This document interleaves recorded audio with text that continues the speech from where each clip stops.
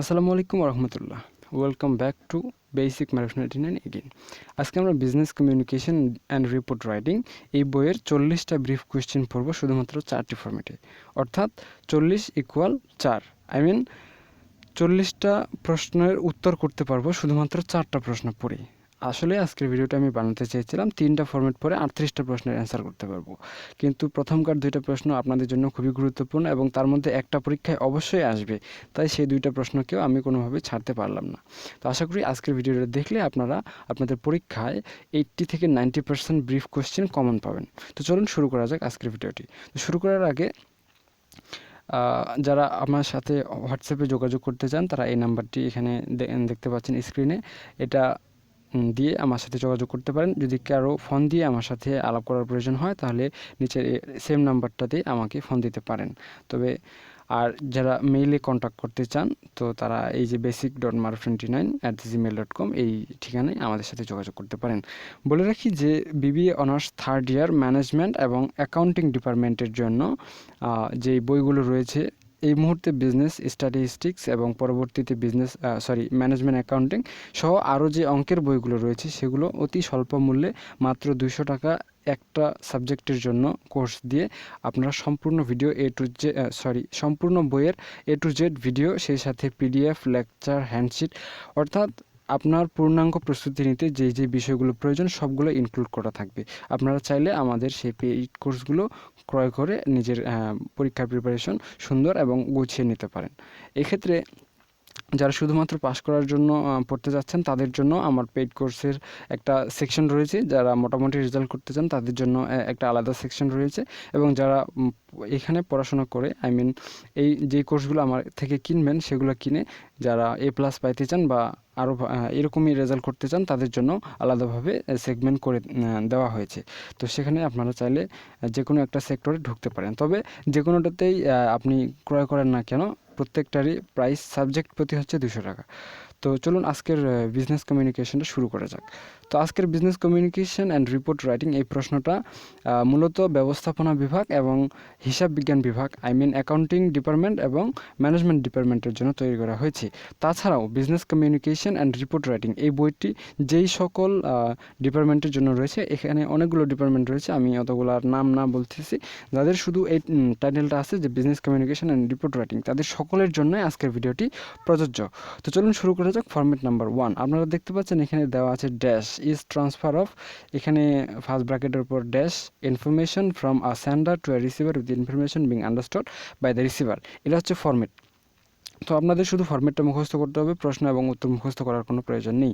So এটা আপনারা মুখস্থ করবেন। এটা মুখস্থ করলে এখন অ্যান্সার কোথায় করতে পারবেন, আমি নিচে একটা প্রশ্ন দিয়েছি যে হোয়াট ইজ কমিউনিকেশন, তো এখানে বসায় দিবেন communication is the transfer of, এখানে কিছু বসাইতে হবে না, information from a sender to a receiver with information being understood by the receiver. এরপর সেম ফরম্যাটে আপনারা এই প্রশ্নটির অ্যান্সারও করতে পারবেন। এখানে প্রশ্নটা দেওয়া আছে হোয়াট ইজ বিজনেস কমিউনিকেশন, তাহলে এখানে লিখবেন যে business communication is the transfer of business information from a sender to a receiver with information being understood by the receiver. অথবা এই প্রশ্নটাকে আরেকটু আপনারা মডিফাই করতে পারেন, যদি আপনারা A+ প্রত্যাশী হন তাহলে এরকম করে লিখতে পারেন যে business communication is the transfer of business related information from a sender to a receiver with information being understood by the receiver. দুইটাই সঠিক, আপনারা যে কোনো একটা ইউজ করতে পারেন। এখন এই যে প্রথমে আমি হোয়াট ইজ কমিউনিকেশন এবং হোয়াট ইজ বিজনেস কমিউনিকেশন এই দুইটা প্রশ্ন আপনাদের সাথে শেয়ার করলাম। এই দুইটার মধ্যে একটা আপনাদের পরীক্ষার এই যে সামনে পরীক্ষা আছে 2021 সালের পরীক্ষার্থী বা 22 সালের পরীক্ষার্থী যারা আছেন তাদের 2 সালের জন্য 2 ব্যাচের জন্যই এই দুইটা প্রশ্নের মধ্যে যে কোনো একটা প্রশ্ন মাস্ট বি আসবে। এই দুইটা প্রশ্ন অবশ্যই ভালো করে দেখবেন। তো এরপর আমরা ফরম্যাট নাম্বার 2 এ চলে আসি। তো জাস্ট এখানে 5-6টা ওয়ার্ড মুখস্থ করবেন। When communication occurs dash it's call dash communication, এতটুকু জাস্ট মুখস্থ করবেন। এখন প্রশ্নের উত্তরগুলো কীভাবে হয় সেটা আপনারা দেখেন। সো ওটার মতো মুখস্থ করে ফেলছেন, এখন প্রশ্নটা দেখেন what is verbal communication. Verbal communication কি বা ভার্বাল কমিউনিকেশন কাকে বলে, তো অ্যান্সারটা হবে when communication occurs verbally it's call verbal communication. পরের প্রশ্নটা what is non verbal communication, তাহলে প্রশ্নের উত্তরটা সেমভাবে লেখা যায় when communication occurs non verbally it's call non verbal communication. তারপরে পরের প্রশ্নটা আপনারা লিখতে পারেন হোয়াট ইজ অরাল কমিউনিকেশন। তো উত্তরটা লিখতে পারেন when communication occurs orally it's called oral communication. এখন যারা এ প্লাস প্রত্যাশী তারা এই যে অকার্সের জায়গায় হ্যাপেন্স দিতে পারেন, কোথাও কোথাও অকার্স দিতে পারেন, যেহেতু হোয়াট ইজ দিয়ে প্রশ্ন আসবে 3-4টার মতো, তাহলে এই 2-3টা পড়লেই হয়ে যাবে, অথবা এখানে যেটা দেওয়া আছে সেই সেম নিয়ম ফলো করতে পারেন। পরের প্রশ্নটা হচ্ছে হোয়াট ইজ ভার্টিক্যাল কমিউনিকেশন। তো অ্যান্সারটা হবে when communication occurs vertically it's call vertical communication. শুধু ড্যাশের জায়গায় ভার্টিক্যালি আর ভার্টিক্যাল প্রথমে শুধু LYটা যোগ হবে, ঠিক আছে। তো এরপর পরের প্রশ্ন হচ্ছে হোয়াট ইজ হরাইজন্টাল কমিউনিকেশন।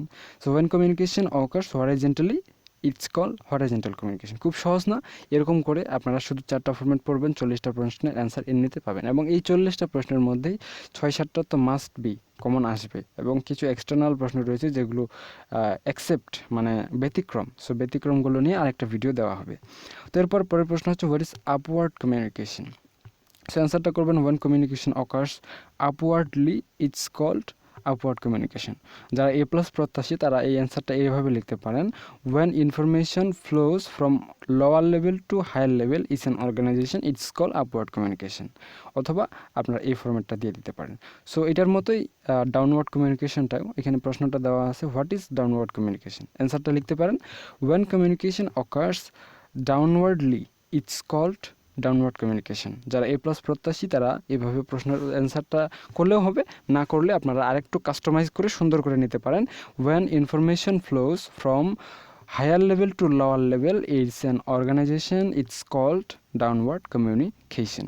এরপর আছে what is internal communication. Answer করবেন when communication occurs internally it's called internal communication. অথবা যারা এ প্লাস প্রত্যাশী তাদের জন্য এই প্রশ্নটার উত্তর করা যেতে পারে when communication occurs between 2 or more person or 2 or more organization or any, এখানে আপনারা পার্সন দিতে পারেন, person or sites it's called internal communication.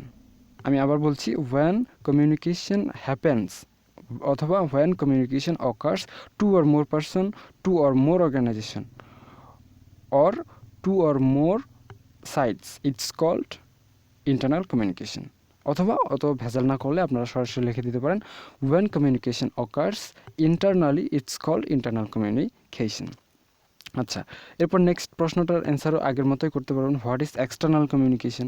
Answer করতে পারেন when communication occurs externally it's called external communication। So আর আমার আগেরটা মনে হয় এক্সটার্নাল কমিউনিকেশনের অ্যান্সার হয়ে গেছে, সরি। সো এখানে এটা ইন্টারনাল ঠিক আছে। when communication occurs between an organization 2 or more person it's called internal communication, internal communication। আর যেটা বললাম যে when communication occurs 2 or more person in other organization it's called external communication। আচ্ছা, এরপর what is ক্রসওয়াইজ communication.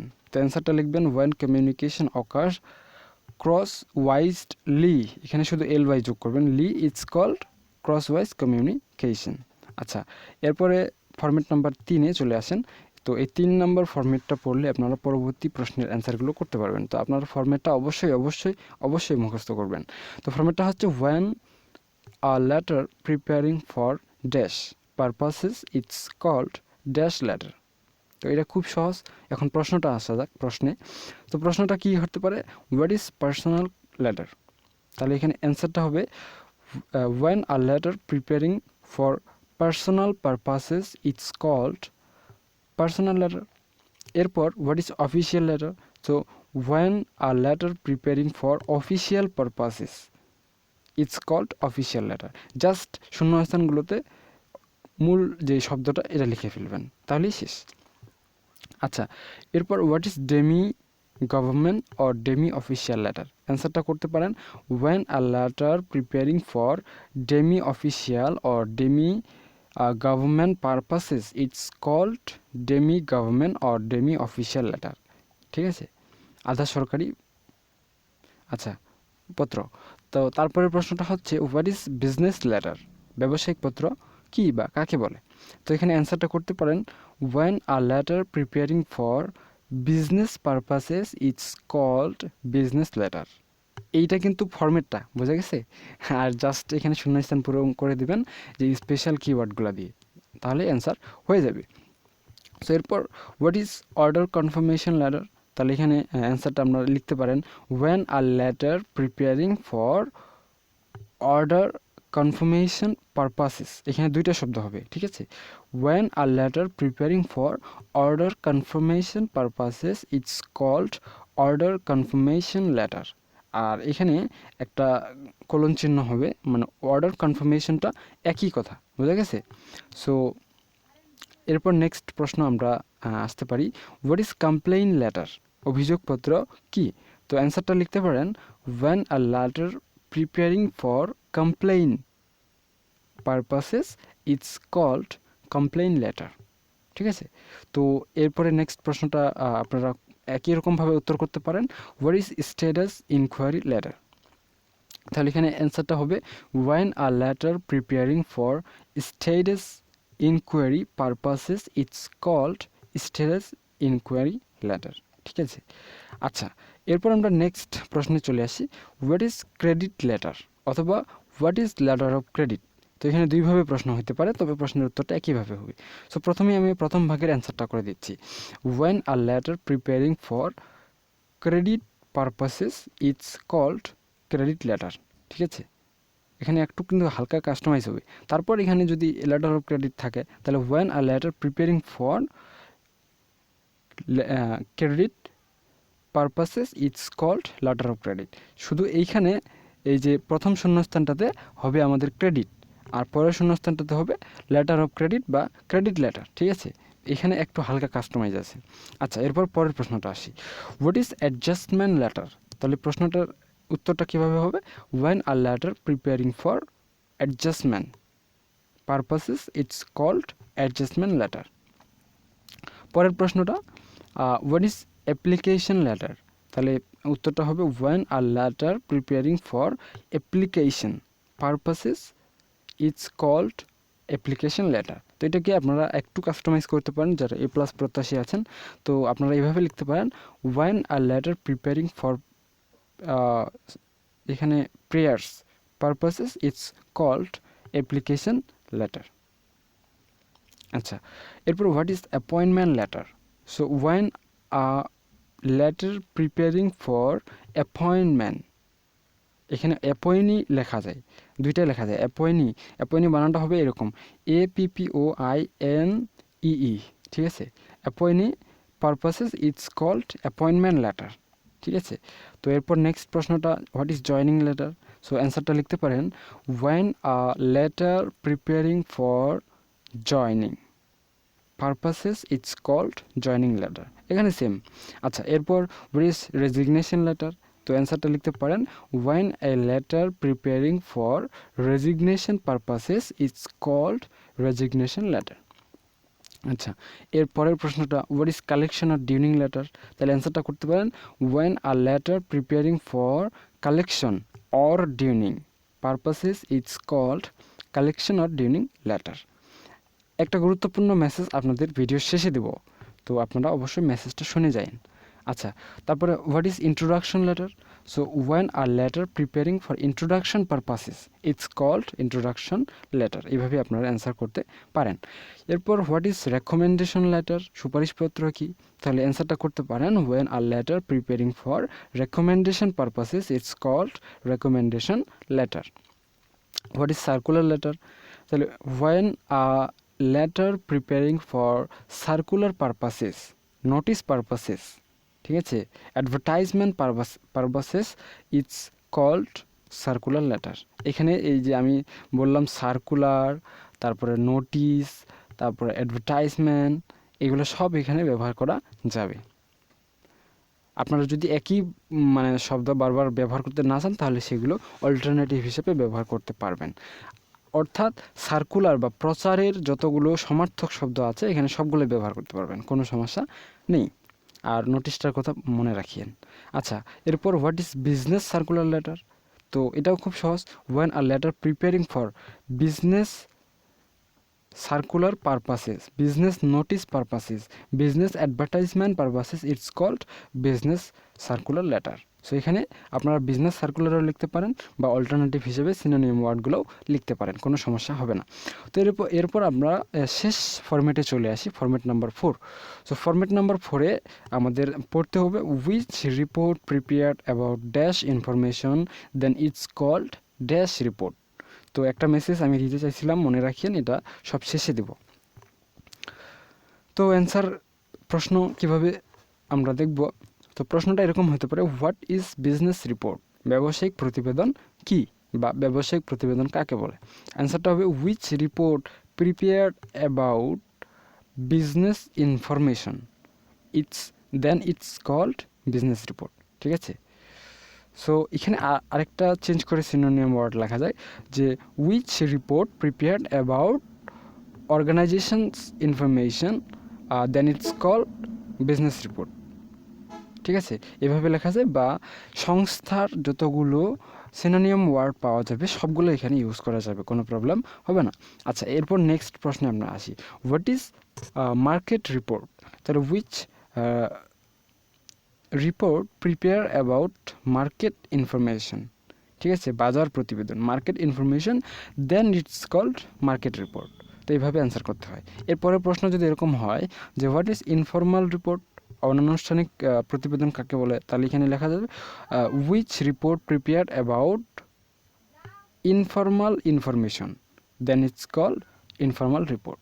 আচ্ছা, next প্রশ্ন কীভাবে করা যায়, হোয়াট ইজ অ্যানালাইটিক্যাল রিপোর্ট।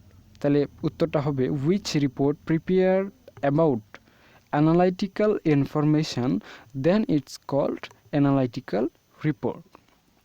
আচ্ছা, আমরা প্রায় শেষের দিকে চলে আসছি। এরপর হোয়াট ইজ ইন্টারনাল রিপোর্ট। তাহলে which report prepared about internal information then it's called internal report. এরপর হোয়াট ইজ এক্সটার্নাল রিপোর্ট।